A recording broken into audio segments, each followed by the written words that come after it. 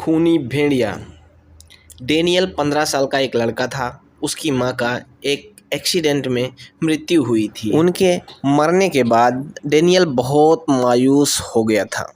Daniel के पिता की नाइट शिफ्ट होने से वो उसके साथ ज़्यादा वक्त नहीं गुजार पाते थे।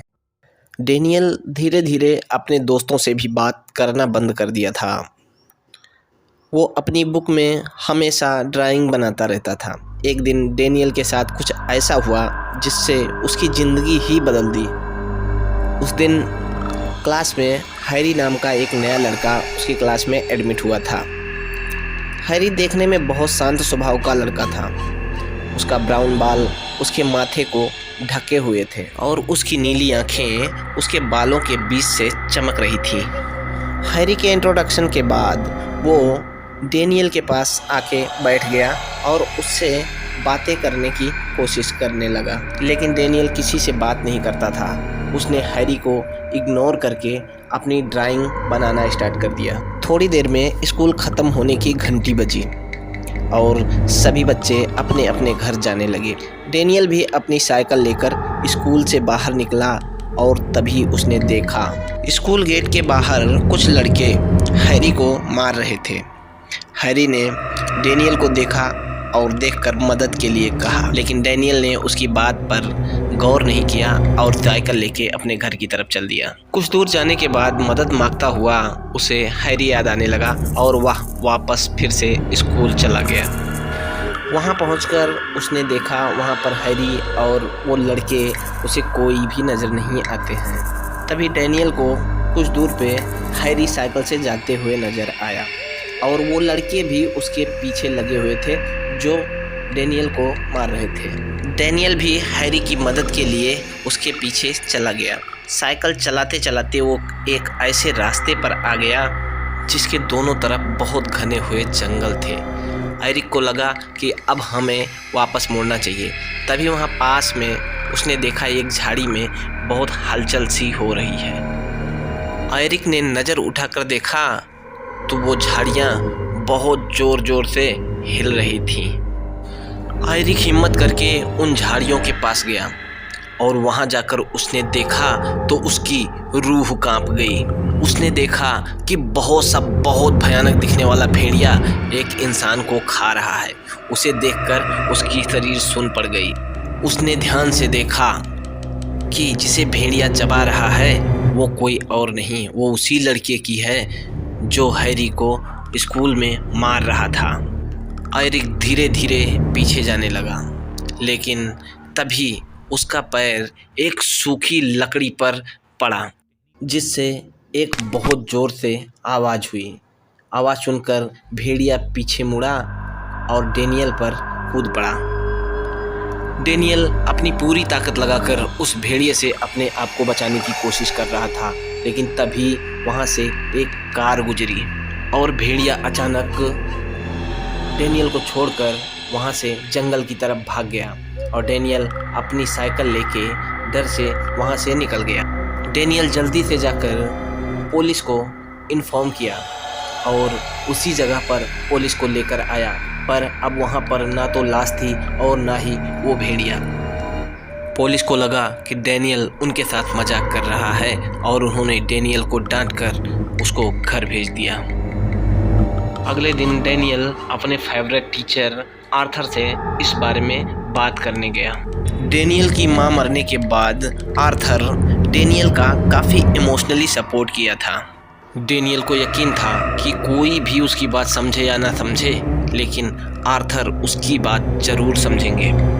डेनियल ने अपना किस्सा आर्थर को बताया। आर्थर ये सुनकर काफ़ी हैरान हो गए और अपने कमरे का दरवाज़ा बंद करते हुए अपनी अलमारी से एक किताब निकाल कर लाते हैं। डेनियल को कुछ समझ नहीं आ रहा था। फिर आर्थर ने किताब खोला और बोले, उन्हें ऐसा लगता है कि डेनियल ने जो कल देखा वो कोई मामूली भेड़िया नहीं था, बल्कि वो एक वेयरवुल्फ था, यानी ऐसे मिथिकल क्रिएचर जो इंसानी रूप में रहते हैं। बहुत गुस्सा आने पर या चांदनी रात में वो एक भयानक भेड़िए के रूप में बदल जाते हैं। ये सुनते ही डेनियल के दिमाग में बस कल की घटना चलने लगती है। वो हैरी के पीछे उस रास्ते पर गया था और जो बच्चा कल मारा गया वो माइकल को मार रहा था। ये सब सोचकर डेनियल को लगने लगा कि हैरी ही एक खूंखार भेड़िया है। उसी ने उस पर हमला किया था। उस दिन से लगभग लोगों के लापता होने की खबरें आने लगी थीं। एक दिन मिस्टर आर्थर ने डेनियल से कहा कि तुम्हें उस भेड़िए को मारना पड़ेगा। मिस्टर आर्थर ने कहा कि डेनियल का सामना उस भेड़िए से पहले हो चुका है, इसलिए डेनियल को मारने वो भेड़िया जरूर आएगा। इससे पहले वो भेड़िया डेनियल को मारने आए, डेनियल को उसे मार देना चाहिए। स्कूल ख़त्म होने के बाद डेनियल आर्थर के घर चला गया।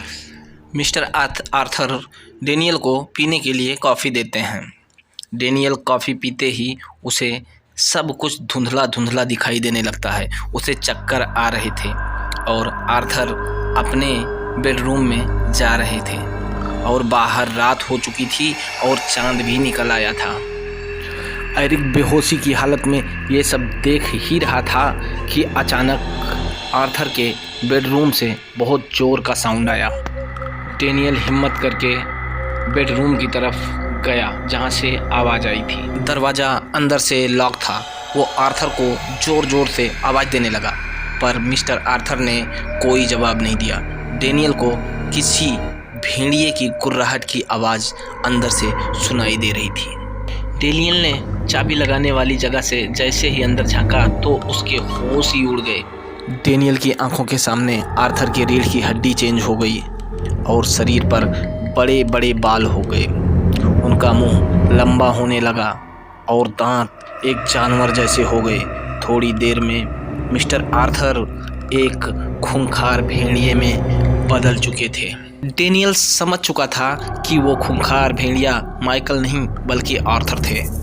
डेनियल कुछ समझ पाता इससे पहले कि मिस्टर आर्थर दरवाज़ा तोड़ते हुए डेनियल पर टूट पड़े और उसे नोचने लगे और डेनियल दर्द में अपना हाथ इधर उधर मारने लगा। तभी मिस्टर आर्थर का लाइटर उसके हाथ में आ गया। डेनियल ने जैसे ही वो लाइटर जलाया वो भेड़िया पीछे हट गया। डेनियल ने आसपास की सारी चीज़ों को जलाना शुरू कर दिया। आग के डर से वो भेड़िया वहाँ से भाग गया। जब पुलिस मिस्टर आर्थर के घर पहुँची तो उन्होंने देखा मिस्टर आर्थर का घर जला पड़ा। उन्होंने देखा कि डेनियल एक कोने में बेहोश पड़ा है। जब डेनियल को होश आया तो उसने पुलिस को सब कुछ बताया, लेकिन उस दिन से मिस्टर आर्थर भी गुमशुदा लोगों की लिस्ट में शामिल हो गए थे। पुलिस को भी अपनी इन्वेस्टिगेशन में कुछ नहीं मिला। उन्हें डेनियल की बातों पर यकीन तो नहीं था, लेकिन उस दिन के बाद शहर का कोई इंसान गायब नहीं हुआ। डेनियल उस दिन बाल बाल बच गया, लेकिन अपने साथ हुए भयानक हादसे को वो जीवन में नहीं भुला सकता। दोस्तों, आपको क्या लग रहा है, क्या हुआ खूंखार भेड़िए आर्थर का? अगर आप जानना चाहते हैं तो कमेंट में ज़रूर बताएं।